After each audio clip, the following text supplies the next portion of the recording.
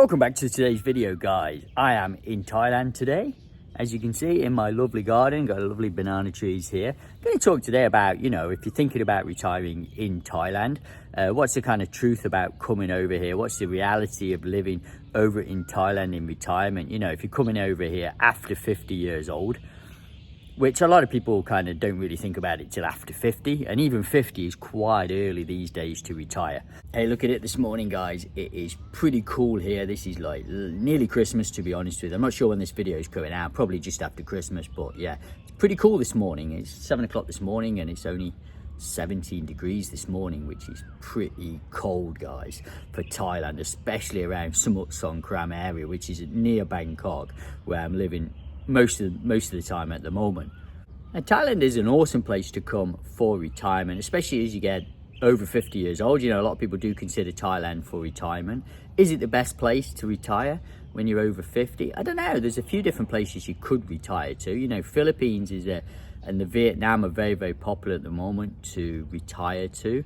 But I would say that on my top of my list still is Thailand. I think it's a great place to come in retirement. A lot of similar people in your same boat as yourselves coming over to Thailand to retire. They do have the retirement visa over in Thailand, which is easy to get.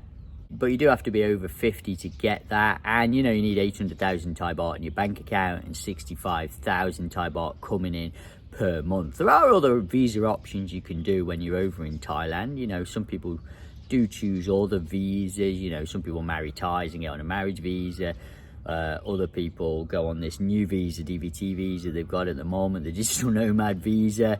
I mean, you can go on different types of visas when you're over here, guys. And visas are constantly changing in Thailand, so they're not always the same. They're not always going to be the same. They're going to keep changing. So if you're thinking about coming over to Thailand after 50 years old, you got to think, life expectancy nowadays is a lot more than it used to be. I mean, I'm nearly 50 and I look pretty damn young still. Hopefully I've got another 40 years left in me. I hope so. My granny lived till 97, so it does depend on your own family genes and how you look after yourself. And my mum and dad are looking pretty good and they're in the early 80s now. So I'm thinking my genetics are pretty good. I keep fit, I keep healthy, I eat reasonably well, I'm not overweight. I exercise regularly. You look after yourself. I think, you could have 40 more years if you retired at 50 in Thailand, which is nuts. If you live till 90, that's 40 more years you've got to spend in Thailand financing yourself. Now, think that is a long time. You really do need some kind of stable income every month coming in that you're going to be able to spend, because that is a lot of time, or some kind of passive income.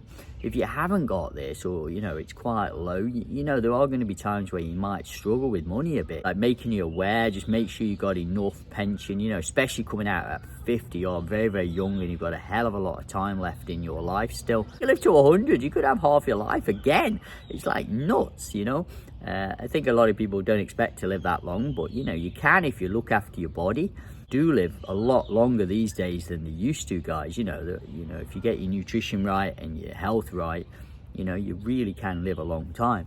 So yeah, this is something I think a lot of people don't think about. They think, I'll just be there for 20 years or something, but it can extend and be here a long time, guys. So maybe you're thinking about coming out at 50 to retire. Now, if you've got, your pension you think's maybe a bit low, then, maybe it is better staying in the West a little bit longer, or wherever you're living at the moment, and trying to, increase your pension to, a bit of a higher rate. And staying working a little bit longer. 50 is very, very young these days. Maybe 60 would be better. And a lot of people are not financially set at 50. So, I advise you, maybe if you're not sure and your health's good, maybe stay a little bit longer in your country working and build up that pension a little bit more, so you've got a bit more of a nest egg, a bit more of a safety valve, because chances are when you come to Thailand, you're not going to be working, you're not going to get another job, or you don't want to, you could do in the worst case scenario, but it is tricky to work out in Thailand, so you're better off just coming here really. If you're coming here as an older person, to just come here and retire and not really try and get a job. I mean, you can get teaching gigs and one or two other things people do, open businesses and stuff, but it is tricky, and it's not for everyone, especially at an older age. It's quite hard to adapt to, a new working life in a different country. You know, you have to adapt a lot to that as well. You know, don't rush and come out here maybe a bit too young and then, oh God, I've not got quite enough money. I'm going to end up coming out here and then having to do some kind of work when you're out here. That would be a nightmare. Well, it might be a nightmare for some people. It might be okay for some people. I don't know. Depends on yourself and your own situation. Another thing to think about would be like the location of where you're going to stay in Thailand or live in Thailand. You know, it is quite varied throughout the country.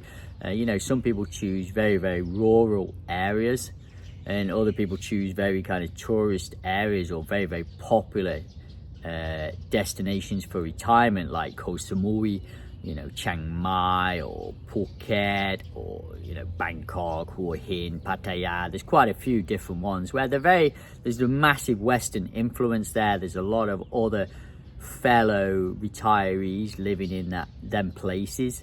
So you're never going to be short of Western facilities, Western style hospitals, you know, Western supermarkets. You know, you kind of got a lot of your creature comforts from home. Everyone's different what they want. You know, some people coming to Thailand, they want a lot of their own home comforts when they come to Thailand. Now, some people don't want that. They want to be miles away from everyone. They don't want to see any other foreigners. They want to mix in with the Thai culture, 100% eat Thai food all the time. And there are people like that in Thailand, and they go and live out in, you know, some villages somewhere and, you know, have a great life. And that's, you know, everyone's different what they want. So, you know, and you can have two completely different lifestyles. Now, will them two lifestyles cost the same? No, absolutely not. So, you know, a real rural kind of lifestyle out in Thailand is going to be a hell of a lot cheaper than a lifestyle in Hua Hin or like Phuket or Koh Samui. You know, properties are going to be more money. You know, rent's going to be more money. You're going to eat more Western food in them places. So, you know, your cost of living is going to be a lot greater in a place like Koh Samui, Phuket, Pattaya, Hua Hin. Now, can you do it cheap still in them areas? Of course you can. Yeah, of course you can. But I think the vast majority of guys or women going there are going to spend more money in places like that than you would do in rural Isan or, you know, rural northern Thailand. You know, them places can be very, very cheap, and you can live on 30,000 baht a month and be totally okay on that much money. I think that's absolutely fine for a lot of people who are living out in them stick areas, because they're not going out socializing that much. They're kind of living at home. They'll have, you know, rented accommodation. I mean, a lot of guys that live in them areas have probably got a girlfriend, a Thai girlfriend, so they're living in some kind of family house in Isan or in northern Thailand. So, you know, cost of living there is very, very cheap. They've probably got the house already, so they're just like buying food. They're probably not traveling that much. They kind of got that farm kind of lifestyle, and if that suits you, you know, you can easily live on 30,000 baht doing that, living that way.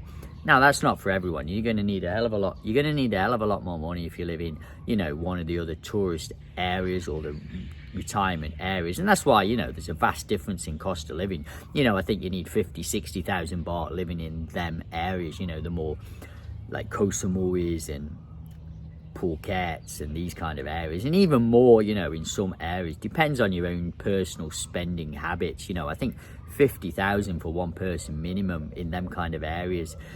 But it really does depend. Everyone spends money on different things and in different levels. I mean, maybe you've been used to real comforts back in your own country, so, you know, coming here, you're going to want the same. So, you know, your budget's probably going to be 60,000-70,000 you're going to need per month. This is baht, Thai baht. So yeah, you can do the currencies yourself and work out how much that would be in your own currency. And what's it like, you know, adapting to a new country, especially over 50 years old? You know, you got to come with an open attitude. You know, Thailand is very, very different to the West. And I think, you know, if you're living in a village area, it's going to be very different than, you know, an expat area or retiree area. If you're living in there, you can have a very similar lifestyle to back in the West. You can get all them creature comforts. So it just depends what you're looking for, guys. If you've got to do something important like going to the doctor or visiting hospitals, it can be a bit tricky sometimes if you're out in the rural villages. you know, it's a bit more stressful than it would be if you're in a hospital in Bangkok, where there's, you know, a lot of English speaking doctors.